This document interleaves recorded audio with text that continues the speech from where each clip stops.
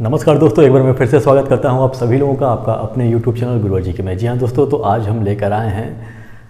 एक नए क्लास की हम शुरुआत करने जा रहे हैं। जैसा कि आप लोग जानते हैं कि हम NCERT के क्लास साइंस यानी कि क्लास 6 के साइंस की 16वें चैप्टर को हमने पढ़ा दिया है और उसे अपने YouTube चैनल पर डाल भी दिया है। तो यदि आपने उसे नहीं देखा है तो लास्ट में आप लोगों को एक प्लेलिस्ट का एक वीडियो मिल जाएगा बगल में यहाँ पे, जहाँ से जाकर आप उन सभी वीडियोस को देख सकते हैं। आज हम शुरू करने वाले हैं हिस्ट्री, यानी कि NCERT के क्लास 6 की हिस्ट्री का चैप्टर पहला, जो कि जिसका नाम है क्या, कब, कहाँ और कैसे। यानी कि आज से हमारा इतिहास शुरू होने जा रहा है। हम इतिहास के बारे में जो भी इसमें दिया हुआ है उस सभी चीज़ों का हम अध्ययन करेंगे और जानने का प्रयास करेंगे हम अपने इतिहास के बारे में। सामान्य रूप से कक्षा 6 में जो हिस्ट्री दिया हुआ है वो सामान्य रूप से हमारे भारत देश के संदर्भ में ही है। कुछ हिस्टोरियोग्राफी से संबंधित भी इसमें कुछ चीज़ें बताई गई हैं, ताकि कहीं ना कहीं अभ्यर्थियों का या फिर विद्यार्थियों का कहीं ना कहीं जो एक तरह से कहा जाता है कि जो हिस्ट्री के प्रति जो कॉन्सेप्ट होना चाहिए वो उनका क्लियर हो जाए। इसमें कुछ हिस्टोरियोग्राफी की चीज़ें भी दी हुई हैं तो जिसे हम पढ़ेंगे, जिसमें कि सबसे पहले आप जब इसके हेडिंग को देखेंगे तो आप देखते हैं कि क्या लिखा हुआ है कि यहाँ पे हेडिंग जो है, इसका जो टाइटल है इस चैप्टर का, वो है कि क्या, कब, कहाँ और कैसे। तो आप सोचेंगे कि ये किस प्रकार का हेडिंग हो गया। हिस्ट्री में तो इस प्रकार के हेडिंग्स नहीं होते हैं कि क्या, कब, कहाँ और कैसे। हिस्ट्री में तो सामान्य रूप से वंश के नाम होते हैं या फिर किसी राजा के नाम होते हैं, इस तरह की चीज़ें होती हैं। तो यह एक प्रकार का हिस्टोरियोग्राफी से संबंधित चैप्टर है, यानी कि इसमें भारत के इतिहास को कुछ ना कुछ हद तक जानने को मिलेगा ही, लेकिन कुछ हद तक हम हिस्ट्री को भी समझने का प्रयास करेंगे कि आखिर होता क्या है वो। तो सबसे पहले हम इसके चैप्टर के नाम को ही समझते हैं। तो ये देखिए, यदि आप एक इतिहास के छात्र हैं या फिर आप एक इतिहासकार हैं तो ऐसा होने के नाते, यानी कि आप एक छात्र होने के नाते या फिर एक इतिहासकार होने के नाते आपके मन में इस प्रकार के प्रश्न उठने चाहिए कि क्या, कब, कहाँ और कैसे। यानी कि यदि आपको इतिहास को जानना है तो आपके मस्तिष्क में इस प्रकार का प्रश्न उठना स्वाभाविक है। यानी कि किसी घटना के बारे में आप जानना चाहते हैं तो आप कैसे जानेंगे कि उसके संदर्भ में आप प्रश्न खुद के मन में उठाएंगे, फिर उस पर शोध करेंगे, रिसर्च करेंगे, वहाँ पे जाएंगे, उसके बारे में ढूंढेंगे, उसके संदर्भ में कुछ पुस्तकों को आप देखेंगे और फिर तब जाके आपको पता चल पाएगा इस देश में किसी इतिहास की यदि कोई बड़ी घटना हुई है तो वह क्या थी, या फिर वह कब हुई है, या फिर कहाँ हुई है और कैसे हुई है। तो इस प्रकार के प्रश्नों के माध्यम से आप इतिहास को जान सकते हैं और इस प्रकार के प्रश्नों के माध्यम से आप इतिहास जानने में आपको मदद भी मिलती है। यानी कि जैसे आप पूछेंगे कि क्या हुआ, आपके मन में मान लीजिए कोई घटना घटती है कहीं, तो आप पूछते हैं कि क्या हुआ, अच्छा कब हुआ है ये, तो उसका उत्तर जब आपको पता चलेगा तो कहेंगे कहाँ हुआ है ये, और फिर आप ये पूछेंगे कि कैसे हुआ। तो ये सभी की सभी चीज़ें इतिहास में समाहित होती हैं। जब किसी इतिहास के हम खास घटना को लेकर चलते हैं, किसी एक इतिहास के खास पैटर्न को लेकर चलते हैं, तो इस तरह के प्रश्न उसमें समाहित होते हैं और इससे हमें संपूर्ण इतिहास की जानकारी मिल पाती है। तो इस चैप्टर में हम सबसे पहला जो हमारा हेडिंग है, देखिए हम क्या क्या पढ़ने वाले हैं इसके बारे में थोड़ा हम जान लेते हैं। सबसे पहले तो हम ये जानेंगे कि कैसे पता लगाते हैं कि कोई घटना कैसे हुई है, या फिर अतीत के बारे में हम क्या जान सकते हैं, यानी कि अतीत में इतिहास के बारे में हमें क्या जानना चाहिए, हम क्या जान सकते हैं उसके बारे में, इसके बारे में पढ़ेंगे। और हम बात करेंगे कि लोग कहाँ रहते थे, यानी कि प्राचीन समय में जब बहुत पहले जब खोज हुआ और ये ढूंढने का प्रयास किया कि भारत के विभिन्न क्षेत्रों में कहाँ कहाँ लोग निवास करते थे, तो इसके संदर्भ में हम जानने का प्रयास करेंगे कि लोग कहाँ कहाँ रहते थे भारत के संदर्भ में। और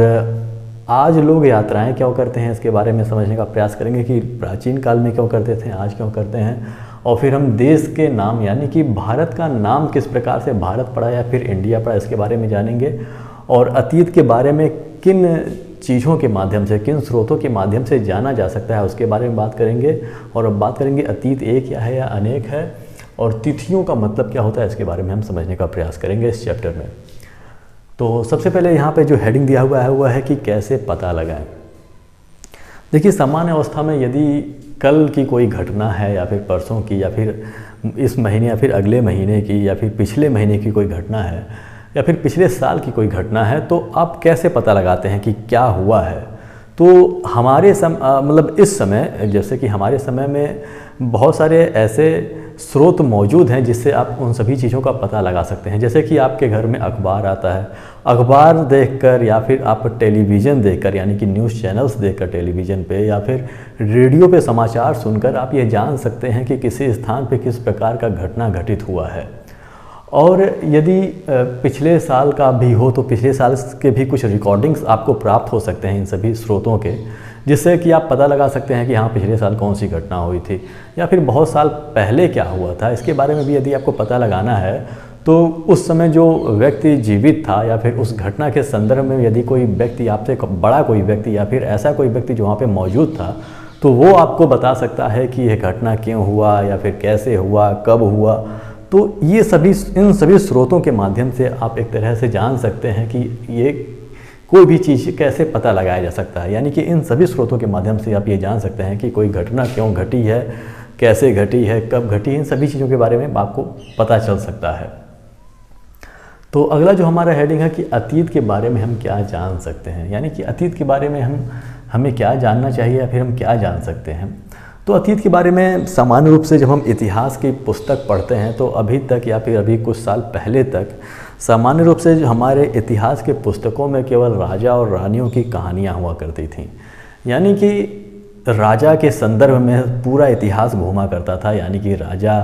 क्या करते थे, कैसा रहते थे, किस प्रकार का उनका महल था, क्या क्या उन्होंने निर्माण कराया था, कितने युद्ध लड़े थे, कितनी रानियाँ उनके पास थीं, उनकी रानियाँ क्या करती थीं, उनके रानियों का जीवन किस प्रकार से था। लेकिन अब इतिहास बदल रहा है। अब इतिहासकारों का भी ये मानना है, और सबसे बड़ी बात है कि अब चूँकि यहाँ पे राजतंत्र नहीं है और हम एक प्रजातंत्र या फिर लोकतंत्र जैसे देश में जब निवास कर रहे हैं और हम खुद यहाँ के शासक हैं, तो अब हमारे बारे में भी पता होना चाहिए इतिहास में। यानी कि इतिहास की घटनाओं में या फिर विभिन्न समय में इतिहास के जो भी चैप्टर्स हम पढ़ते हैं उनमें सामान्य जनजीवन की क्या भूमिका थी या फिर उनका क्या जीवन स्तर था, या फिर किसी महिला का या किसी सामान्य परिवार की महिला की क्या स्थिति थी समाज में, या फिर बच्चे किस प्रकार से खेलते थे, या फिर कौन सी कहानियाँ उस समय चलती थीं, या फिर लोग किस प्रकार का व्यवसाय करते थे, या फिर अलग अलग लोग जो अलग अलग व्यवसाय करते थे, कुछ लोहार थे, कुछ सुनार थे, कुछ बढ़ई रहे होंगे, कुछ सिक्के छापने वाले रहे होंगे, अलग अलग तरह के कुछ सैनिक भी रहे होंगे, तो इनका जीवन किस प्रकार से था, यह सभी हम जान सकते हैं अतीत के बारे में। यानी कि इतिहास क्या है, तो इतिहास मानव जाति की जो अतीत में घटने वाली घटना है उसी के संदर्भ में है, और मानव जाति में संपूर्ण समाज समाहित हो जाता है। या फिर आप इस तरह से जान सकते हैं कि हम अतीत के बारे में क्या जान सकते हैं। तो आज जो आप जिस प्रकार के क्रियाकलाप कर रहे हैं अपने सामान्य जीवन में, या फिर आप आजकल के लोग जिस प्रकार की चीज़ें करते हैं अपने समाज में, तो आपके मन में इस तरह के प्रश्न उठ सकते हैं कि उस समय इसके संदर्भ में लोग क्या करते थे। यानी कि जैसे कि आज आपके पास पिज्ज़ा है, बर्गर है और न जाने कौन कौन से भोज्य पदार्थ हैं, विदेशों के हैं, कुछ देसी हैं, आप ये सब खाते हैं, तो आपके मन में इस प्रकार की उत्सुकता हो सकती है कि उस समय या फिर पर्टिकुलर कालखंड में, पर्टिकुलर इतिहास के समय में लोग क्या खाया करते थे, किस प्रकार का पोशाक पहना करते थे, या फिर महिलाएं क्या पहनती थीं, वह किस प्रकार के गहने पहनती थीं, वह गहने किस चीज़ से बने होते थे। तो ये सभी चीज़ें जो हैं वह इतिहास के अंतर्गत ही आ जाती हैं, और इतिहास के बारे में हम ये सभी जान सकते हैं। सामान्य रूप से अवधारणा होती है बच्चों में कि इतिहास केवल राजा और रानियों की कहानियाँ होती हैं कि राजा ने कितने युद्ध लड़े, उसके कितने सैनिक थे, उसकी रानियाँ कितनी थीं, कितने महल थे। लेकिन अब इतिहास बदल रहा है। अब इतिहास कहीं ना कहीं हम ये ढूंढने का प्रयास कर रहे हैं इतिहास में कि सामान्य जन जीवन किस प्रकार से जीवन यापन करता था। तो ये सब हम इतिहास के बारे में जान सकते हैं। अब हम बात करते हैं कि लोग कहाँ रहते थे। तो लोग कहाँ रहते थे, यह विश्व के संदर्भ में नहीं है, यह मुख्य रूप से भारत के संदर्भ में है। भारत में आज से लोग नहीं रह रहे हैं, आपके दादा थे, परदादा थे, उनके पहले भी लोग आए, बहुत पीढ़ी दर पीढ़ी और न जाने कितने हजारों लाखों वर्ष से लोग यहाँ पे भारत में निवास कर रहे हैं। तो कुछ पुरातात्विक खोजें हुई हैं, कुछ इतिहासकारों ने पता लगाया है, जिसके आधार पर यह सभी कुछ स्रोत मालूम हुए हैं हमें। कुछ स्थानों पे कुछ भारत के नक्शा जैसे कि मैंने बनाया है, बहुत बेहतरीन तो नहीं है ये, लेकिन आप चीज़ों को समझ सकते हैं। तो इसके माध्यम से हम जानने का प्रयास करेंगे कि भारत में लोग कहाँ निवास करते थे, या फिर प्रारंभिक मानव किस प्रकार से यहाँ पे रहते थे, या फिर किस स्थान पे सबसे पहले हमें पता चल पाया कि वो किस स्थान पे निवास करते थे। अब ये सब कुछ जब स्रोतों पे आधारित है, अब देखिए हम कुछ इतिहास में कुछ भी कहानियाँ कुछ भी नहीं होती हैं। इतिहास में हम सामान्य रूप से कुछ कड़ियों को जोड़ सकते हैं इधर उधर कहानी के माध्यम से, लेकिन हम ये नहीं कह सकते हैं कि पूरे इतिहास को हम कहानी के रूप में कुछ भी अपने मन से जो भी हमें पता चला वो हम बस अपने मन से कुछ भी लिखना शुरू कर दें कि हाँ यहाँ पे भी लोग रहते थे, यहाँ के लोग ऐसे रहते थे। तो इतिहास लिखने के लिए इतिहास चूँकि एक विज्ञान की तरह विषय है, जैसे कि आप लोग जानते हैं कि अन्य सामाजिक विषय भी विज्ञान बनते जा रहा है, जैसे भूगोल हो गया, फिर राजनीति विज्ञान का नाम दिया जाता है। तो इतिहास में भी साक्ष्य बहुत ज़रूरी हैं, और बिना साक्ष्य की यदि इतिहास लिखना प्रारंभ हो जाए तो इतिहास बस एक पुरानी कहानी के अलावा कुछ नहीं रह जाएगी, इसमें बस एक मनोरंजक कहानी ही रह जाएगी। इसलिए इतिहास की वैज्ञानिकता बनाए रखने के कारण यह पुरातात्विक विभाग का भी और इतिहासकारों का भी यह दायित्व बनता है कि इतिहास बिल्कुल व्यवस्थित ढंग से लिखा जाए और उन सभी नियमों का पालन किया जाए जो कि एक इतिहास लिखने के लिए आवश्यक होता है। यानी कि इसमें मनगढ़ंत कहानियाँ नहीं होनी चाहिए। मनगढ़ंत कहानियाँ होने से यह इतिहास कम और कहानी की किताब ज़्यादा हो जाएगी। तो विभिन्न पुरातात्विक खोज हुए और ऐतिहासिक खोज इसमें हुए हैं, और कुछ स्रोतों के आधार पे हमें पता चला कि प्रारंभिक मनुष्य जो थे वह भारत में किन किन स्थानों पे रहते थे। जैसे कि आप देख रहे हैं यहाँ पे नर्मदा नदी के क्षेत्र को यदि हम देखें इसमें, तो आप देखेंगे कि ये विंध्य पहाड़ियों के नीचे यहाँ पे नर्मदा नदी का क्षेत्र मिल रहा है। और अभी तक जितने भी ज्ञात स्रोत हमें प्राप्त हुए हैं मानव जाति के संदर्भ में भारत में, ये सबसे प्राचीन स्रोत यहाँ पे प्राप्त हुए हैं। और इतिहासकारों ने यह बताया है कि नर्मदा नदी के किनारे लाखों वर्ष पहले, जी हाँ दोस्तों, लाखों वर्ष पहले, जबकि हम कह सकते हैं ऐसे पूरा पाषाण काल का समय कह सकते हैं, कि इस समय नर्मदा नदी के किनारे कुछ ऐसे स्रोत प्राप्त हुए हैं जिसके आधार पर हम कह सकते हैं कि इस क्षेत्र में मानव जीवन यहाँ पे मौजूद था। और वो मुख्य रूप से आखेट का काम करते थे, यानी कि शिकार करते थे, शिकारी थे और प्रमुख संग्राहक थे। आइए हम समझ लेते हैं कि प्रमुख संग्राहक और आखेट का क्या मतलब हुआ। यानी कि यह उस समय की बात है, लाखों समय की पहले की बात ये हो गई कि उस समय सभ्यता का विकास नहीं हुआ था कहीं न कहीं मानव जाति में, और यह पूरा पाषाण काल के समय की बात है। उस समय जो मनुष्य होते थे वह मुख्य रूप से जंगलों पे निर्भर रहते थे। जंगलों पे जाके वह शिकार करते थे और पशुओं को मारकर, विभिन्न पशुओं को मारकर उन्हें भोजन के रूप में लेते थे, और साथ में ही जंगली संपदा पे वह निर्भर रहते थे। वह जाते थे और खाद्य संग्राहक का मतलब ये हो गया कि उन जंगलों में, उन वनों में जो भी पदार्थ मिलते थे खाने वाले, जैसे कि कंदमूल हो गए, कुछ पत्तियां हो गई, या फिर कुछ जड़ी बूटियां हो गई, या फिर बहुत सारे फल हो गए, कुछ अनाज भी होते थे जिन्हें वह उगाना नहीं जानते थे, क्योंकि ये बहुत पहले की बात है। मानव जाति प्रारंभिक अवस्था में इन चीज़ों को उगा नहीं पाता था। सामान्य रूप से कहा जाए तो वह अभी खेती करना नहीं जानता था, लेकिन वह शिकार करता था और चीज़ों को इकट्ठा करके ले आके अपने पास रखता था कुछ, और कुछ समय तक उसका प्रयोग करता था वो खाने के रूप में। तो यहाँ पे इस प्रकार के स्रोत हमें मिले हैं जहाँ के लोग मुख्य रूप से शिकारी थे, लोग जानवरों का शिकार करके अपना भोजन बनाते थे, और मुख्य संग्राहक थे, यानी कि वह जंगलों में जाकर खाद्य पदार्थों को इकट्ठा करते थे, वहाँ पे खाते भी थे और कुछ अपने साथ लाते भी थे। सामान्य रूप से हम यदि कहीं पे भी किसी सभ्यता की बात करें या फिर प्राचीन समय में मानव जाति के रहने की बात करें कि वह किन किन स्थानों पे रहता था, तो आप देखेंगे सामान्य तौर पे कि वहाँ पे नदियाँ मौजूद होंगी, क्योंकि नदियाँ जो हैं वह जल का प्रमुख स्रोत होती हैं। और मानव जाति के अस्तित्व के लिए पानी का होना यानी कि जल का होना बहुत आवश्यक है, क्योंकि मानव जाति अपने प्रयोग के लिए उसका प्रयोग करता ही है। और साथ में जब प्रारंभिक अवस्था में कृषि प्रारंभ हुआ, यानी कि मैं उस समय की बात कर रहा हूँ जब लोग बसना शुरू किए, यानी कि एक तरह से जब सभ्यता का विकास होना प्रारंभ हुआ, यानी कि लोग जब अब स्थायी होने लगे, तो उनके कृषि के लिए भी, कृषि कार्यों के लिए भी पानी की आवश्यकता थी। उनके पास बहुत सारे जानवर होते थे, उन जानवरों को पानी की आवश्यकता होती है पीने के लिए। तो ये मुख्य रूप से उस समय कोई पानी का कोई मुख्य स्रोत हमारे पास मौजूद नहीं था, क्योंकि हो सकता है कि उस समय के लोग कुएं खोदना न जानते हों, या फिर हैंड पंप जैसी व्यवस्था उस समय ना रही हो क्या मतलब नहीं थी, इसलिए वह ऐसे स्रोतों के किनारे जाकर बसना शुरू कर दिए जहाँ पे पर्याप्त मात्रा में उन्हें पानी मिल सके। इसलिए आप देखेंगे पुरानी जितनी भी सभ्यताएं हैं, या फिर जहाँ कहीं भी मानव जाति का एक तरह से कहा जा सकता है कि जो एक सबूत मिला है उनके रहने का, वहाँ सभी स्थानों पे आप लोगों को पानी के स्रोत के रूप में आप लोगों को नदियाँ मिलेंगी। दूसरा जो क्षेत्र है वह उत्तर पश्चिम की सुलेमान और किरथार पहाड़ियाँ हैं, जो कि आप यहाँ देख सकते हैं। आप ये जैसा कि देख सकते हैं कि जम्मू कश्मीर है और यह पाकिस्तान का क्षेत्र बनाया गया है ऐसे, और पाकिस्तान के क्षेत्र पे, इस बॉर्डर पे, पश्चिम की बॉर्डर की ओर, उत्तर पश्चिम की ओर की बॉर्डर की ओर सुलेमान और किरथार पहाड़ियाँ क्षेत्र है। इस पहाड़ी क्षेत्र पर भी यानी कि इसके आसपास के इलाके में लोगों का अस्तित्व मिला, और ये लगभग 8000 वर्ष पहले, यानी कि आज से 8000 वर्ष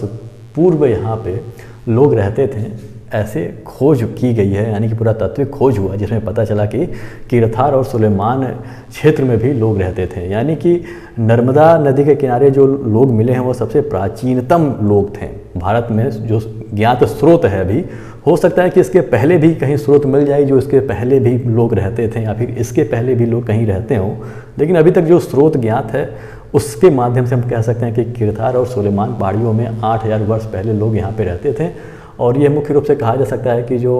नवपाषाण काल था उसकी शुरुआत मान सकते हैं कि इस समय जो लोग यहाँ पे थे, किरथार और सुलेमान के जो औरतें और जो आदमी थे, यह खेती करना सीख गए थे। यानी कि यह शिकारी भी थे, और यह मुख्य रूप से अपने पशुओं को पालना भी सीख गए थे, और खेती बाड़ी भी कर सकते थे, क्योंकि यहाँ से जो स्रोत प्राप्त हुआ है उसमें कुछ जले हुए अनाज मिले हैं, जिसमें कि मुख्य रूप से गेहूं और जौ मिला है। तो हम मान सकते हैं कि यहाँ के लोग गेहूं और जौ उगाना जानते थे। वहाँ के पेड़ पौधे जो मतलब वहाँ पे जो भी चीज़ें मिली हैं, इसके आधार पर हम कह सकते हैं कि किरथार और सुलेमान के क्षेत्र के जो लोग थे वह गेहूं और जौ उगाना सीख गए थे।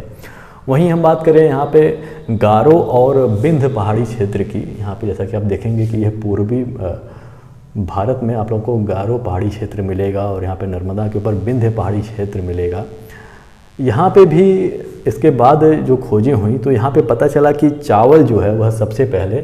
इन दो क्षेत्रों में उगाना आदमी ने सीख लिया था, बहुत पहले 8000 वर्ष पहले लगभग। यहाँ पे भी इन्हें इसका स्रोत प्राप्त हो गया था। वहीं हम बात करें सिंधु तथा सहायक नदियों के क्षेत्र के बारे में, जैसा कि आप देख रहे हैं कि ये हमारी सिंधु नदी है, उसकी ये पूरी सहायक नदी है, सतलज, ब्यास, रावी, चेनाब, झेलम। ये जो पूरा क्षेत्र था, ये यहाँ पे भी लगभग 4700 वर्ष पहले, 8000 वर्ष के बाद 4700 वर्ष पहले लगभग यहाँ पे 4700 या फिर आप 5000 भी मान सकते हैं, इतने वर्ष पहले यहाँ पे एक सभ्यता का विकास हुआ जिसे कि हम सिंधु घाटी सभ्यता के नाम से जानते हैं। तो आप सोचेंगे कि ये तो इससे पहले तो यहाँ पे नर्मदा, विंध्य और किरथार, सुलेमान पहाड़ियों पे भी लोग मिलते थे, तो हमारा इतिहास यहाँ से क्यों शुरू होता है, या फिर इसका नाम क्यों इतना ज़्यादा लिया जाता है, या फिर इतिहास में इसके इतने अधिक महत्व क्यों हैं। इसका महत्व इसलिए है क्योंकि 4700 वर्ष पूर्व यहाँ पे जो सिंधु का जो क्षेत्र था, यहाँ पे सिंधु घाटी सभ्यता का विकास हुआ था। आप लोग को समझना होगा कि यहाँ पे इस पूरे विश्व पे, या फिर इस पूरे मतलब भारत हो गया या फिर विश्व में कहीं पे भी जो लोग थे वो बहुत पहले से ही मौजूद थे। वो किसी न किसी रूप में अपना जीवन व्यतीत कर रहे थे। कुछ जंगल में आखेट करते थे, शिकार करते थे, कुछ का जीवन खाना बदोशों की तरह होता था, जो इधर से उधर घूम घूम के अपने लिए खाने का प्रबंध करते थे और अपना जीवन यापन करते थे। लेकिन ये सब ऐसी चीज़ें थीं कि यहाँ पे एक सभ्यता, एक विकसित सभ्यता देखने को मिलता है, इसलिए इसका महत्व बहुत अधिक बढ़ जाता है। क्योंकि सभ्यता का मतलब ये होता है कि जिस स्थिति में हम हैं, यानी कि हम कहीं भागते तो हैं नहीं, ऐसा तो नहीं कि बरसात के मौसम में कहीं और भाग के चले जाते हैं, ठंडी के मौसम में कहीं और जाते हैं, हम इधर उधर नहीं जाते हैं। हमारा घर एक जगह पे है, हम अपना पता बनवाते हैं और पते पे एक निश्चित पता रहता है, स्थायी पता रहता है, जहाँ से हम कहीं भी नहीं जाते हैं। ऐसा क्यों है? क्योंकि यहाँ पे भी सभ्यता का विकास हुआ है और जो सिंधु घाटी सभ्यता थी वह पहली सभ्यता, ज्ञात सभ्यता है भारत के संदर्भ में, जहाँ पे लोग साथ में रहना प्रारंभ कर दिए थे और वह एक व्यवस्थित ढंग से रहते थे। यानी कि उनके बाकायदे मकान बने हुए थे, वह कृषि कार्य करते थे, पशुपालन करते थे और बहुत सारी चीज़ों का निर्माण उन्होंने सीख लिया था। यानी कि एक व्यवस्थित ढंग से बिना खाना बदोशों वाली ज़िंदगी जो होती है वह एक सभ्यता में ही देखने को मिलती है और इसीलिए सभ्यता का महत्व होता है। अब इसके पहले देखिए कि जो कि 3500 साल पहले के आसपास जो हमारा वैदिक सभ्यता है उसे सबसे प्राचीनतम सभ्यता के रूप में माना जाता था, क्योंकि हमें इसके बारे में कोई भी ज्ञात स्रोत नहीं पता था सिंधु घाटी सभ्यता के बारे में। इसलिए हमें लगता था कि हमारा जो सबसे प्राचीन जो सभ्यता है वह वैदिक सभ्यता है। लेकिन जब खोज हुई, आगे खोज हुई, तो हमें पता चला, अभी लगभग 100 साल पहले यह पता चला हमें कि ये जो सभी क्षेत्र हैं, ये सिंधु घाटी सभ्यता यह सबसे प्राचीन सभ्यता है और उसके बाद की जो सभ्यता है वह वैदिक सभ्यता है। तो ये सभी चीज़ें मुख्य रूप से स्रोत पे आधारित होती है, जिस तरह से खोजें होती हैं। हो सकता है कि थ्योरी फिर बाद में बदल जाए, हो सकता है कि अब चूँकि ये जो हम लोग को सिंधु घाटी सभ्यता मिली है, इसमें जो मकान बनाए गए थे वह पक्के ईंटों के थे और सामान्य तौर पे हम कह सकते हैं कि जो सिंधु घाटी सभ्यता का जो विकास हुआ था वह एक प्रकार का शहरीकरण था। यानी कि एक प्रकार से हम कह सकते हैं कि वो जो सिंधु घाटी सभ्यता था वह एक तरह से शहर था, वहाँ पे शहरीकरण का विकास हुआ था। और जो हमारा वैदिक सभ्यता था वह मुख्य रूप से ग्रामीण क्षेत्र पे या फिर ग्रामीण परिवेश का एक तरह से उदाहरण हम मान सकते हैं। तो ग्रामीण क्षेत्र और शहरी क्षेत्र में आप अंतर पता लगा सकते हैं कि किस प्रकार से शहरों में पक्के ईंटों से मकान बनाए जाते हैं, ये सारी चीज़ें व्यवस्थित होती हैं, मजबूत चीज़ों से सभी चीज़ें निर्मित की जाती हैं। और ग्रामीण क्षेत्र में ज़्यादातर घास फूस, झोपड़ पट्टी, मिट्टी का ही प्रयोग किया जाता है। इसलिए ये जो भी हमारे स्रोत हैं इससे संबंधित, यानी कि सिंधु वैदिक सभ्यता से संबंधित, वो बहुत कम स्रोत हमें मिल पाते हैं। वैदिक सभ्यता के संदर्भ में जो स्रोत, मुख्य स्रोत हमें प्राप्त हुए हैं वह मुख्य रूप से या तो पांडुलिपि के माध्यम से हमें प्राप्त हुए हैं या फिर महाकाव्य, और या फिर हम कह सकते हैं कि जो हमारे जो वैदिक, जो वेद की किताबें हैं, जो वैदिक किताबें हैं, उनसे हमें यह जानकारी प्राप्त होती है। लेकिन सिंधु घाटी सभ्यता में हमें मुख्य रूप से पुरातात्विक अवशेष यहाँ पे प्राप्त हुए हैं, जिसके संदर्भ में हम मान सकते हैं कि ये जो था यहाँ पे सिंधु घाटी सभ्यता मौजूद था। हो सकता है कि खोज हो और फिर बाद में पता चले कि नहीं, इससे पुराना भी वैदिक काल यहाँ पे जीवित था, वैदिक काल का कोई हो सकता है कुछ स्रोत मिल जाए, तो फिर एक कॉन्सेप्ट बदल जाएगा, एक सिद्धांत बदलेगा और हम जानेंगे कि नहीं, वैदिक सबसे पुराना था। या फिर हो सकता है कि वैदिक सभ्यता या फिर इस सभ्यता से पुराना भी सभ्यता हमें कहीं किसी पहाड़ी क्षेत्र या फिर कहीं भारत के किसी हिस्से में मिल जाए जो इससे भी पहले का हो, तो फिर ये सारी कॉन्सेप्ट बदल कर इस तरह के कॉन्सेप्ट, यानी कि इतिहास में बहुत सारी चीज़ें अभी हमें पता नहीं है, विभिन्न स्रोतों के माध्यम से हम उसे जानते हैं, जिसके बारे में हम आगे पढ़ेंगे भी। तो जिस प्रकार से यहाँ पे पता चलता है कि कौन कौन से स्रोत हमें प्राप्त हो रहे हैं, उसी हिसाब से हम इतिहास लिखते हैं, क्योंकि हम कहानी के रूप में कुछ भी नहीं लिख सकते हैं। बीच का इतिहास देखिए, बहुत सारे बाद के संदर्भ में बीच में बहुत सारा इतिहास गायब है। जैसे कि सिंधु घाटी सभ्यता के बाद किस प्रकार का यहाँ पे चीज़ें थी, ये लोग कहाँ पे चले गए, इनका ये सभ्यता कहाँ पे उजड़ के कहाँ चली गई, इसके बारे में कोई हमें ज्ञात स्रोत नहीं प्राप्त है। या फिर आप मौर्य वंश के पहले या फिर कुछ शासकों के और पहले जब की बात करेंगे, यानी कि मुख्य रूप से जो वैदिक काल और मौर्य काल के बीच का समय है, उसके पहले का जो समय है हम लोगों का कोई ज्ञात स्रोत नहीं है कि उस समय क्या हुआ था, क्या होता था। तो ये सब जब हमें धीरे धीरे पता चलता है तो हम चीज़ों को इतिहास में जोड़ते चले जाते हैं। तो ये हमारा हो गया सिंधु तथा सहायक नदियों का क्षेत्र। इसके बारे में तो आप लोग जानते ही हैं कि इसमें किस प्रकार का विकास हुआ था। यहाँ पे तो लोगों ने बिल्कुल मतलब अपना एक प्रकार की सभ्यता का विकास किया था। और फिर हम देखेंगे कि गंगा तथा सहायक नदी सोन का क्षेत्र जो है, ये वाला जो क्षेत्र है, ये पूरा गंगा का क्षेत्र है, गंगा नदी है ये पूरा क्षेत्र, और ये जो सोन नदी बिहार उहार लेके उत्तर प्रदेश लेकर, ये सभी किस प्रकार से विकसित हुए लगभग 2500 साल पहले,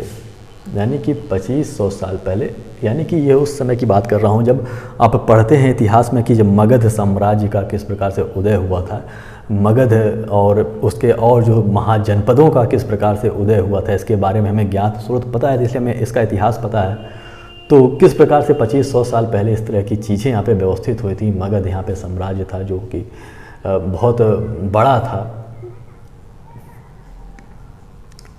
तो ये सभी हमें पता चलती हैं कि भारत में इस प्रकार के हमारा इतिहास प्रारंभ होता है और कैसे भारत के संदर्भ में लोगों का अस्तित्व हमारे सामने आता है। तो ये हो गया हमारा कि लोग कहाँ रहते थे, अभी तो हो गया। उसके बाद का इतिहास तो हमें लगभग पता ही है कि क्या हुआ था, सारी घटनाएं और किस प्रकार से मगध साम्राज्य, और उसके बाद हमारा जो आता है मुख्य रूप से हमारे मध्यकालीन इतिहास प्रारंभ हो जाता है, फिर आधुनिक इतिहास प्रारंभ होता है। तो उस सब चीज़ों के बारे में तो बहुत अधिक स्रोत पता है, तो उसके बारे में जानने की आवश्यकता नहीं है। ये प्राचीन मानव जाति के बारे में यहाँ पे बताया गया है कि प्राचीन समय में मानव जाति का अस्तित्व भारत में कहाँ कहाँ था, किस किस रूप में था, इसे हमने जाना। यहाँ पे अगला जो टॉपिक है वो आज लोग यात्राएं क्यों करते हैं। हो सकता है कि आज आपका पर्पज बदल गया हो, मुख्य रूप से लोग भोजन की तलाश में ही घूमते हैं, या भोजन का अब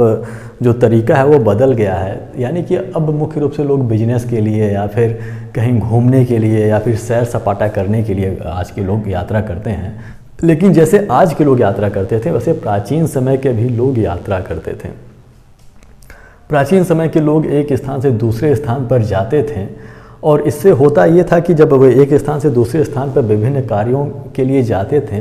तो आपस में इंटरेक्ट होते थे, यानी कि वो उनसे अपनी बातें कहते थे, उनकी बातें खुद सीखते थे।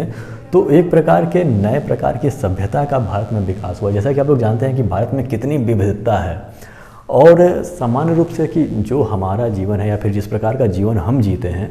ये हम नहीं कह सकते हैं कि ये जो हमारा जीवन है वह केवल हमारा व्यक्तिगत जीवन है, या फिर जिस प्रकार के कार्यशैली को हम अपनाते हैं या फिर अपने दिनचर्या में जिस प्रकार के हम भोजन पकाते हैं विभिन्न पकवानों को, क्या वह हमारा मूल पकवान है, ऐसा नहीं मान सकते हैं। क्योंकि भारत में बहुत बाहर से भी लोग आए और इधर उधर से लोग आकर आपस में मिलते थे। तो किस प्रकार से वो ट्रैवल करते थे, जैसे कि जो व्यापारी होते थे वह अपने सामानों को एक स्थान से दूसरे स्थान पर ले जाते थे, बेचते थे, तो व्यापारी ट्रेवल्स करते थे। इसी प्रकार से जो भिक्षु होते थे, यानी कि जो ज्ञान बांटते थे और भिक्षा के रूप में ही वो अपना जीवन यापन करते थे, ऐसे लोग भी एक स्थान से दूसरे स्थान पर जाते थे और वह एक स्थान से दूसरे स्थान पर जाकर एक दूसरे की कहानियाँ बताते थे। जैसे मान लीजिए कोई व्यक्ति, कोई भिक्षु है जो यहाँ पे है, आप भिक्षु भी मान सकते हैं या फिर आप मान सकते हैं कि कोई व्यापारी ही है यहाँ पे, अब इस क्षेत्र में है, भारत के इस क्षेत्र के लोग नहीं जानते हैं इसे। अब ये दोनों जब अपने पर्पज से, यानी कि भिक्षा मांगने और ज्ञान बांटने के पर्पज से इस विंध्य क्षेत्र में या फिर किसी भी क्षेत्र में भारत के जाएंगे, तो ये बताएंगे कि वहाँ के लोग किस प्रकार का जीवन यापन कर रहे थे। आप लोगों को मतलब हो सकता है कि यहाँ पे लोगों को पता ही ना हो कि पानी को कैसे संग्रहित किया जा सकता है, तो व्यापारी हो गए या फिर जो भिक्षु हो गए वो आके इनसे बताएंगे कि अरे वहाँ पे मैंने देखा था कि वहाँ पे एक लोग घड़े का प्रयोग करते थे, इसमें इस तरह के पात्र में वो पानी को संग्रहित कर सकते थे। तो यहाँ के लोग ने भी अब सीख लिया कि पानी को कैसे संग्रहित किया जाता है। खाना यहाँ पे मान लीजिए कुछ बेहतरीन पकवान बन रहा है, तो इस पकवान के बारे में कोई व्यापारी या फिर कोई भी भिक्षु जाके किसी अन्य क्षेत्र पे बता रहा है, तो यहाँ का पकवान अब यहाँ पहुँच गया। तो इस तरह की चीज़ें हम एक दूसरे से सीखते आए हैं, और ये रेवोल्यूशन बस जल्दी नहीं हुआ है, इसमें बहुत अधिक समय लगा है। हम अब प्राचीन समय से ही एक दूसरे से हर तरह की चीज़ें, हर तरह की विद्याएँ सीखते हैं, चाहे वो चिकित्सा के क्षेत्र में हो, चाहे वो मैथ्स के क्षेत्र में हो, चाहे वह भूगोल के क्षेत्र में हो, या चाहे वो पकवान के क्षेत्र में हो, चाहे वो नृत्य के क्षेत्र में हो, चाहे वह संगीत के क्षेत्र में हो। यहाँ पे सब कुछ मिक्स है। वह आप मतलब साफ तौर पे वो दिखाई देता है कि हम कितने इस समय सभ्य हुए हैं। तो ये सभ्यता का जो कारण है वह आपस में जब हम इंटैक्ट हुए हैं एक दूसरे से, वह उसी का परिणाम हुआ है। तो जिस प्रकार से भिक्षु घूमते थे, व्यापारी घूमते थे, या फिर बहुत सारे राजा महाराजाएं अपनी सेना भेजा करते थे, सेनाओं की टुकड़ियां भेजा करते थे युद्ध के लिए, तो वो भी एक स्थान से दूसरे स्थान पर जाते थे। और साथ में ही जो मुख्य रूप से जो तीर्थ यात्री होते थे वो भी कई बार एक स्थान से दूसरे स्थान पर जाते थे। तो तीर्थों में ये होता था कि मान लीजिए यहाँ पे कोई तीर्थ है, मान लीजिए यहाँ पे कोई तीर्थ स्थल है, तो यहाँ पे होगा ये कि यहाँ पे बहुत दूर दूर से लोग आएंगे और ये जगह इकट्ठा होंगे। और यहाँ पे जब दूर दूर से लोग आएंगे तो आपस में इंटरेक्ट करेंगे, आपस में बात करेंगे, और उन्हें पता चल पाएगा कि इनके देश में किस प्रकार की चीज़ें हो रही हैं, हमारे यहाँ किस प्रकार की चीज़ें हो रही हैं। तो आपस में जब चीज़ों को शेयर करेंगे तो इससे उनके ज्ञान में जो होता था वो वर्धन होता था। आजकल इस तरह की चीज़ें नहीं, आजकल लोग तीर्थ में भी जाते हैं तो अपने में मस्त रहते हैं, अपने मोबाइल में ही मस्त रहते हैं, वो आपस में बात नहीं करते हैं। लेकिन उस समय मनोरंजन का कोई साधन नहीं था और इस तरह की चीज़ें मौजूद नहीं थी, मोबाइल, कंप्यूटर्स और इस तरह की मनोरंजन के साधन नहीं मौजूद थे। तो आपस में इंटरेक्ट करते थे, आपस में बात करके वह एक दूसरे की चीज़ों को जानते थे, उनके सफ़र को जानते थे कि किस प्रकार का सफ़र उन्होंने किया, सफ़र में इस प्रकार की कोई समस्या आए तो उसका समाधान हम किस प्रकार से निकाल सकते हैं। जीवन के संदर्भ में वो अपनी जितनी भी जो भी मतलब चीज़ें उन्होंने सीखा था वो हमेशा एक दूसरे से को सिखाते रहते थे। तो इस तरह से ट्रैवल करने का लोगों को फ़ायदा हुआ, लोगों ने यात्राएँ की। और कुछ लोग ऐसे भी थे जो खोजी प्रवृत्ति के थे, जो नए नए जगहों पे जाते थे और नए नए जगहों को जाकर ढूंढने का प्रयास करते थे। जैसे कि आजकल हमारे यूट्यूबर्स हैं जो कहते नहीं, वो क्या नाम है, जो ऐसे कैमरा लेके ऐसे घूमते रहते हैं, ब्लॉगिंग करते रहते हैं। तो उस समय भी ब्लॉगर थे तो उनके पास कैमरा नहीं होता था, तो वो नए एक्सप्लोर करते थे, नए नए स्थानों पे जाकर और लोगों को बताते थे कि अरे वहाँ पे मैंने इस प्रकार की जगहें पाई हैं। या फिर अपने किताबों में या किताबों के माध्यम से या पुस्तकों के माध्यम से वो बताने का प्रयास करते थे, लिख के वो बताने का प्रयास करते थे कि उस क्षेत्र में मैंने गया था, ये सारी चीज़ें मुझे प्राप्त हुई हैं। तो आजकल के भी ब्लॉगर हैं, उस समय भी ब्लॉगर होते थे, बस थोड़ा सा तरीका अलग था। आजकल के तो ब्लॉगर अपने घर में ही घुमा घुमा के लोगों की नौटंकियाँ दिखाकर अपना काम चला लेते हैं। लेकिन पहले के लोग बहुत साहसी थे, उस समय इतनी अधिक व्यवस्था नहीं होने के बावजूद भी लोग जाते थे और अपना काम करते थे। चलिए हम बात करते हैं देश के नाम को, यानी कि हमारे देश का मुख्य रूप से दो नाम जो बुलाया जाता है कि इंडिया और भारत या फिर हिंदुस्तान, इसका नाम कैसे पड़ा। तो इंडिया जब हम देखेंगे तो इंडिया जो सिंधु नदी आपने देखा है कि ये बहुत प्राचीन नदी है। यहाँ पे ये जो सिंधु नदी आपने देखा है, अब सिंधु नदी के इधर लगभग ये पूरा क्षेत्र जो है वह भारत का ही क्षेत्र है। और प्राचीन लोग भी इस चीज़ को मानते थे कि इस सिंधु नदी के इस साइड में जितनी भी क्षेत्र है वह पूरा भारत का एक हिस्सा है, यानी कि एक पूरा भरा पूरा देश है। इससे इन्होंने कभी अलग नहीं माना कि यह क्षेत्र अलग है, यह क्षेत्र अलग है, यह क्षेत्र अलग है। तो ये सिंधु के बगल का जो हमारा पूरा भारत था, तो ये जो सिंधु नदी है इसमें मुख्य रूप से ईरान या फिर यूनान में जो कहा जाता है कि इनके भाषा में, यूनानी भाषा में इसे इंडस कहा जाता था। और इंडस से ही यह शब्द निकला जो इंडिया बना, यानी कि जैसे कि आप देख रहे हैं कि इंडस से ही मिलकर यह इंडिया बना है। यानी कि मुख्य रूप से ईरान और यूनान के लोग जब भारत आए 2500 साल पहले या फिर उससे भी पहले यहाँ पे जब भारत में आए तो वह सिंधु नदी के नाम पे यह इंडस इन्होंने नाम रखा, यानी कि इंडस इसका नाम इन्होंने बोलना शुरू किया। और इन्होंने कहा कि इंडस नदी के इधर जो है वह इंडियन है या फिर यह जो क्षेत्र है वह इंडिया का क्षेत्र है। इसी प्रकार से सिंधु से वो बना जो हिंदू है या फिर हिंदुस्तान, जैसे कि अरबी और तुर्की लोग जब आना शुरू किए यहाँ पे तो उन्होंने हिंदुस्तान का नाम दिया ऐसे, तो इस प्रकार से इसका नाम पड़ा। भारत जो नाम है वह भारत का हमारा अपना नाम है, यानी कि भारत प्राचीन समय में यानी कि वैदिक काल में ऋग्वेद में एक व्यक्ति यानी कि एक ऋषि मुनि का नाम हमें प्राप्त होता है जिसका नाम भरत था। तो इनके नाम पे ही हम भारत को यानी कि इस क्षेत्र को हम भारत के नाम से जानना शुरू कर दिए।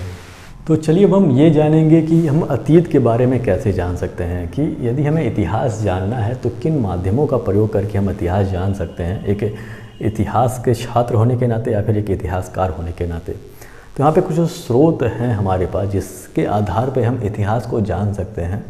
तो सबसे पहले हम पांडुलिपि की बात करते हैं। पांडुलिपि यानी कि मैन्यूस्क्रिप्ट, जिसे अंग्रेजी में मैन्यूस्क्रिप्ट कहा जाता है। पांडुलिपि क्या होता है? तो पांडुलिपि मुख्य रूप से जो हाथों से प्राचीन समय में आप लोग जानते हैं कि प्रिंटिंग प्रेस का तब आविष्कार नहीं हुआ था प्राचीन समय में, तो लोग अपने हाथों से ही लिखते थे। ये मुख्य रूप से ताड़ के पत्थरों पे लिखते थे, या फिर जम्मू कश्मीर के क्षेत्र पे एक पेड़ होता था जिसे जो कि भुर्ज होता था, भुर्ज के पेड़ के खाल से बना एक भोजपत्र होता था जिसमें लोग पहले लिखा करते थे, जैसे हम पांडुलिपि या फिर इसे मैन्यूस्क्रिप्ट कहते थे। मैन्यूस्क्रिप्ट मुख्य रूप से जो मेन्यू है इसमें जो मैनू शब्द है, ये मुख्य रूप से कहा जा सकता है कि यह एक ऐसा शब्द है जिसका मतलब होता है हाथ, यानी कि हाथ से लिखा हुआ। यह लैटिन भाषा में मैनू का मतलब जो होता है वह हाथ से होता है, कि हाथ से यदि कोई चीज़ लिखी जा रही है तो उसे मैन्यूस्क्रिप्ट कहा जाएगा, यानी कि पांडुलिपि कहा जाएगा। तो बहुत सारे स्रोत हमें प्राप्त हुए हैं उस समय के कि पांडुलिपि के संदर्भ में, यानी कि बहुत सारे ऐसे हमें चीज़ें मिली हैं जिस पे चीज़ें उस पर लिखी हुई थी, उस समय के बारे में, या फिर कुछ कहानियाँ, या फिर कुछ नाटक, या फिर बहुत सारी चीज़ें, जिससे हमें पता चलता है कि उस समय लोग किस प्रकार से अपना जीवन यापन करते थे। बहुत सारी पांडुलिपियाँ समाप्त भी हो गई हैं, जैसा कि आप लोग जानते हैं कि ये भाई जब पेड़ से ही बना हुआ है तो इसमें कीड़े मकोड़े लग जाते हैं, या फिर विभिन्न मौसमों के वजह से इसमें सड़ांध उत्पन्न हो जाता है। बहुत सारी चीज़ें इसमें ख़त्म भी हो गई, बहुत सारी पांडुलिपि समाप्त भी हो गई, और बहुत सारी जो विदेश से लोग आते थे उनके द्वारा भी बहुत जो आताताई आते थे, जो यहाँ पे आकर भारत में आकर युद्ध लड़ा जिन्होंने, तो वो सभी लोगों ने जलाने का भी काम किया। जो हमारा मतलब हमारे जो प्राचीन क्षेत्र थे, हमारे जो मंदिर थे, या फिर जो हमारे विश्वविद्यालय हुआ करते थे, उसे उन्होंने जला भी दिया, जिसमें बहुत सारे पांडुलिपि में लिखी हुई जो मैन्यूस्क्रिप्ट थी यह समाप्त हो गई। तो कुछ अभी मौजूद है जिसके संदर्भ में, यानी कि जिसके माध्यम से हम अतीत के बारे में जान सकते हैं। वैसे ही बहुत सारे महाकाव्य हैं, कविताएँ हैं, नाटक हैं, यानी कि इसके माध्यम से भी हम इतिहास को जान सकते हैं। असल में अब कविताएं और नाटक के माध्यम से हम इसे इतिहास का नाम तो नहीं दे सकते हैं कि इसमें जो चीज़ें लिखी हुई हैं, जो काल्पनिक कहानियाँ लिखी हुई हैं, हम उसे इतिहास का नाम तो नहीं दे सकते हैं, लेकिन कविताएं, नाटक, महाकाव्य, ये सभी चीज़ें एक तरह से स्रोत बनती हैं कड़ियों को जोड़ने के लिए। यानी कि इसमें जो पात्र होंगे वो तो नकली होंगे, लेकिन वह जिस प्रकार का अभिनय करेंगे या फिर अपने सामान्य जीवन में वह जिस प्रकार की चीज़ों का प्रयोग करके काम कर रहे होते हैं, इससे हमें यह ज़रूर आइडिया लग जाता है कि हाँ, उस समय लोगों के पास कौन कौन से यंत्र मौजूद थे, या फिर लोगों का जीवन शैली किस प्रकार से था। तो इतिहास के कड़ियों को जोड़ने के लिए इन सभी चीज़ों का प्रयोग हम कर सकते हैं। असल में इसे हम इतिहास के रूप में नहीं मान सकते हैं कि इसमें जो लिखा हुआ है उसे हम उठा के लिख दें कि हाँ, सुरेश नाम का एक व्यक्ति था, तो सुरेश नाम का व्यक्ति था या नहीं था इसका कोई मतलब नहीं है। लेकिन यदि वो कहानी या नाटक के रूप में है तो वो काल्पनिक ही होगा, उसे हम काल्पनिक ही मानेंगे। लेकिन सुरेश किस प्रकार का जीवन यापन करता था, इससे हमें ये पता चल जाएगा कि उस समय का समाज किस प्रकार से था। जैसे कि सामान्य यदि उदाहरण आप देख लें कि अंग्रेज़ों के समय में, यानी कि जब ब्रिटिश काल में भारत के इतिहास के संदर्भ में हमें क्या पता है, हमें सबसे ज़्यादा चीज़ें राजनीति के संदर्भ में हमें बहुत सारी चीज़ें पता है कि उन्होंने कौन सी बदलाव की, या फिर हम महात्मा गांधी के बारे में जानते हैं, पंडित जवाहरलाल नेहरू के बारे में जानते हैं, भगत सिंह के बारे में जानते हैं, सभी चीज़ों के बारे में जानते हैं। लेकिन सामान्य रूप से जो लोगों की किस प्रकार की जीवन शैली थी उस समय, या फिर लोगों का क्या प्रभाव पड़ता था जमींदारों का, या फिर इन नेताओं का, या फिर ये जितने भी ब्रिटिश काल में जितने भी ब्रिटिश के शासक थे उनका क्या प्रभाव पड़ता था, इसके बारे में हमें कहाँ से पता चलता है। इसके बारे में हमें बहुत ऐतिहासिक स्रोत नहीं मिल पाते हैं। तो इसके बारे में जो उस समय के जो लेखक थे, जैसे कि मुंशी प्रेमचंद्र जी की कहानियाँ देखेंगे तो वो सभी जो अंग्रेज़ों के समय के इर्द गिर्द की ही कहानियाँ लिखी गई हैं वो सभी चीज़ें। तो उनकी कहानियों में उनके पात्रों की जो कंडीशंस थी गाँव में या फिर कहीं नगर में, तो उन कंडीशंस को देखकर हम ये तो नहीं कह सकते हैं कि वो इतिहास है, लेकिन हम ये कह सकते हैं कि हाँ, उस समय के लोगों का जो जीवन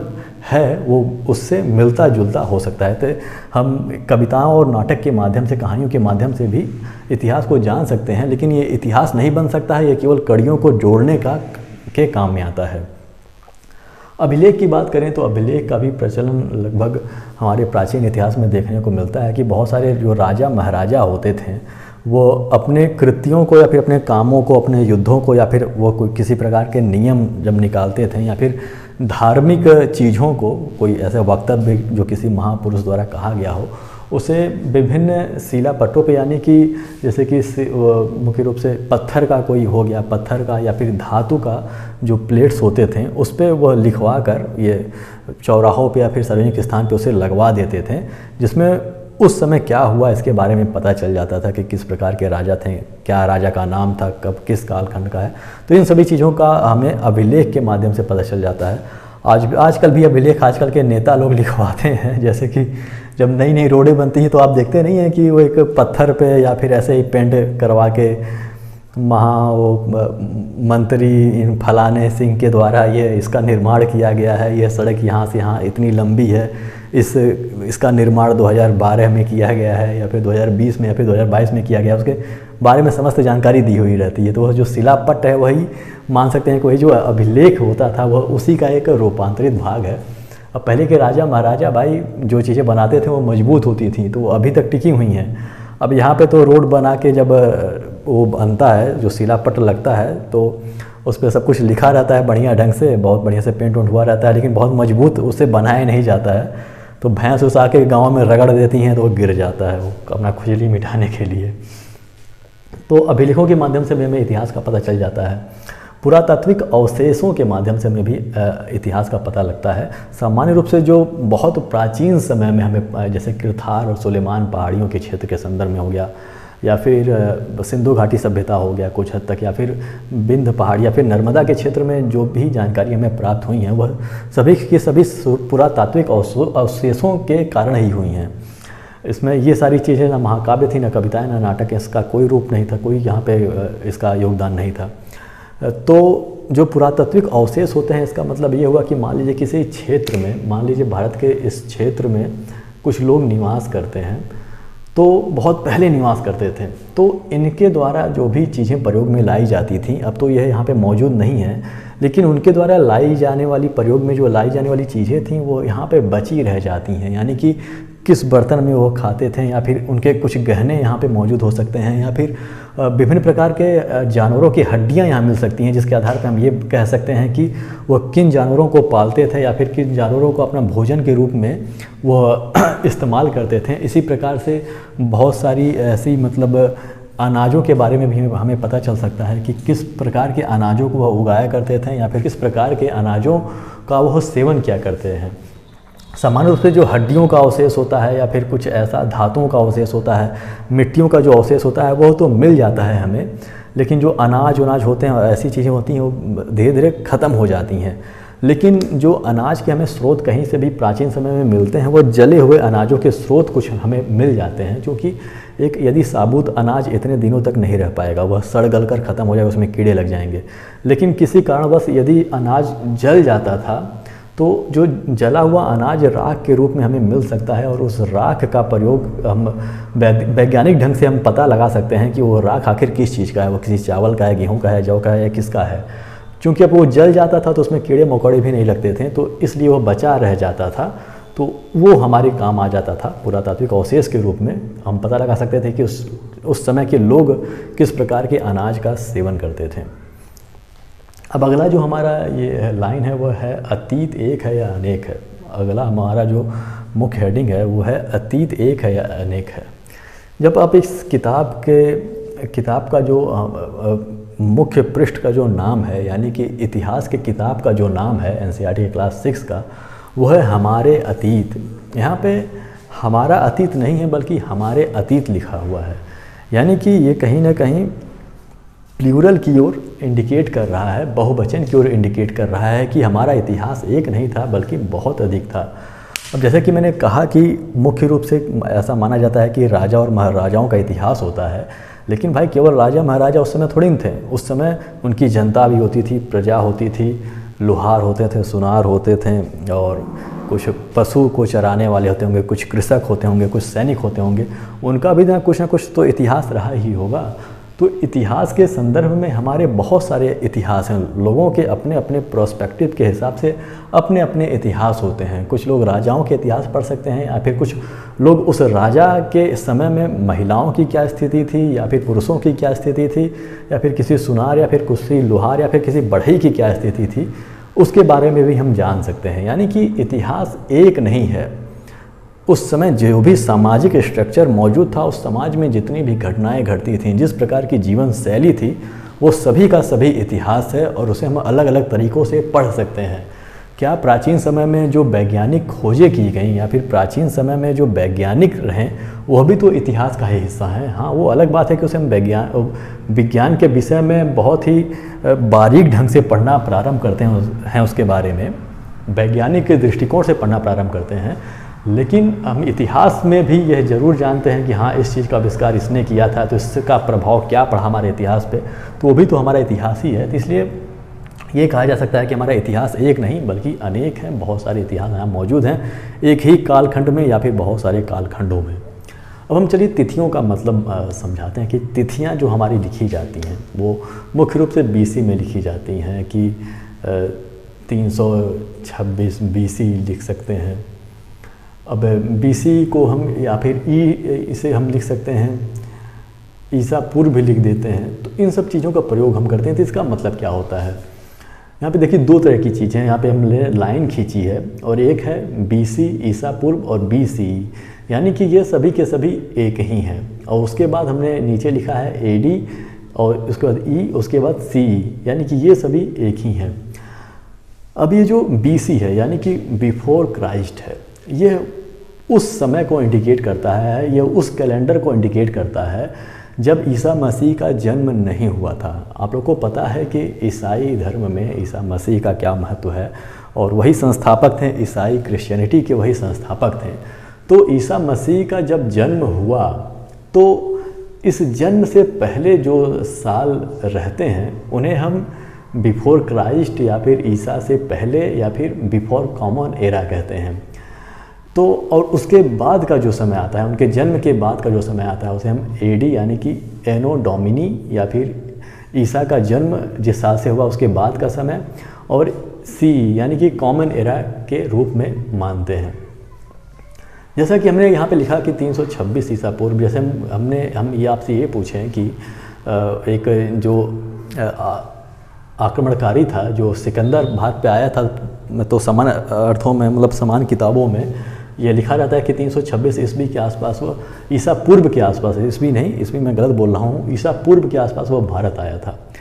तो 326 ईसा पूर्व यदि मैं लिखूँ यहाँ पे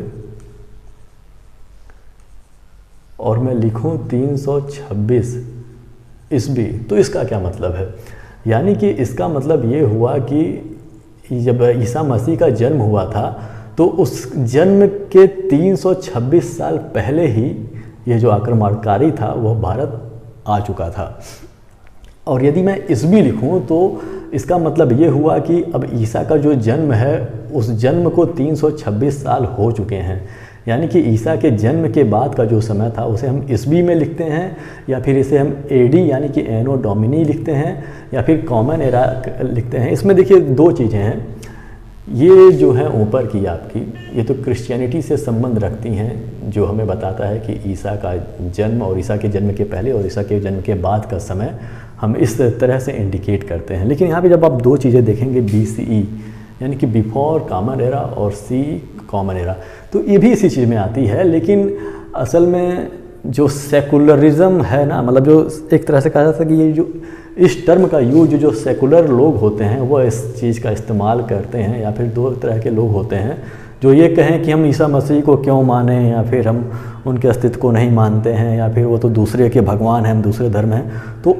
वो इस तरह के जो लोग होते हैं वह BCE या फिर CE का प्रयोग करते हैं। या फिर जो सेकुलर देश होती हैं या फिर जो सेकुलर, मान लीजिए कोई टर्म्स है, सेकुलर का कोई टर्म है, तो वहाँ पे हम BC या फिर AD का प्रयोग ना करते हुए BCE या फिर CE का प्रयोग करते हैं, जिसमें बिफोर कॉमन एरा यानी कि कॉमन एरा के पहले का समय हो जाएगा, और कॉमन एरा यानी कि ईसा मसीह के जन्म के बाद का जो समय माना जाता है उसे हम कॉमन एरा मानते हैं, और उनके पहले का जो यानी कि जन्म के पहले का जो समय था उसे हम बिफोर कॉमन एरा मानते हैं। तो ये अलग अलग टर्म्स हैं जिसमें हम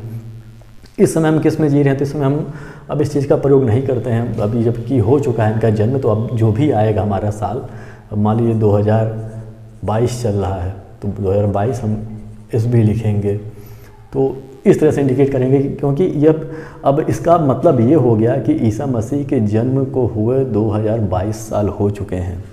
अब उसके पहले हम जाएंगे तो वह ईसा पूर्व या फिर BC लिखा जाएगा, बिफोर क्राइस्ट लिखा जाएगा, जिसका मतलब ये हुआ, इसका मतलब ये होगा कि अभी ईसा मसीह के जन्म में इतने वर्ष बाकी हैं। तो इस तरह से हम इसमें इंडिकेट करते हैं, इस तरह से हम तिथियों को लिखते हैं। और तिथियों को और कैलेंडर्स की बहुत सारे अपने अपने इतिहास रहे हैं, बहुत हर धर्म के लगभग अपने अपने कैलेंडर्स रहे हैं, अलग अलग तरह के कैलेंडर रहे हैं जो प्रयोग में लाते हैं। लेकिन BC हो गया, उसके बाद ये AD हो गया, या फिर ईसा पूर्व या फिर ईसवी हो गया, ये सभी चीज़ें जो है वह सामान्य रूप से पूरे विश्व में इस चीज़ को इस्तेमाल किया जा रहा है। अब जानते हैं कि ये समय जो है वह ग्लोबलाइजेशन का है, और हम भी लगभग 100 साल या फिर कई 100 सालों से इस चीज़ों का प्रयोग कर रहे हैं। तो यही अब हमारे कल्चर में आ गया है और हम इसी कैलेंडर को लेकर चलते हैं। तो दोस्तों ये था हमारा पहला चैप्टर, जो कि क्या, कब, कहाँ और कैसे था। आशा करता हूँ को आप लोग को जानकारी समझ में आ गई होगी और ये चैप्टर आप लोग को अच्छा भी लगा होगा। यदि वीडियो अच्छा लगा तो इसे लाइक कर दीजिएगा, हमारे चैनल को सब्सक्राइब कर दीजिएगा और बेल आइकन भी प्रेस कर दीजिएगा, ताकि जब हम नई वीडियो लेकर आएँ तो उसकी जानकारी आपको हो सके। तो हमारे साथ बने रहने के लिए बहुत बहुत धन्यवाद। मिलते हैं अपने अगले वीडियो में।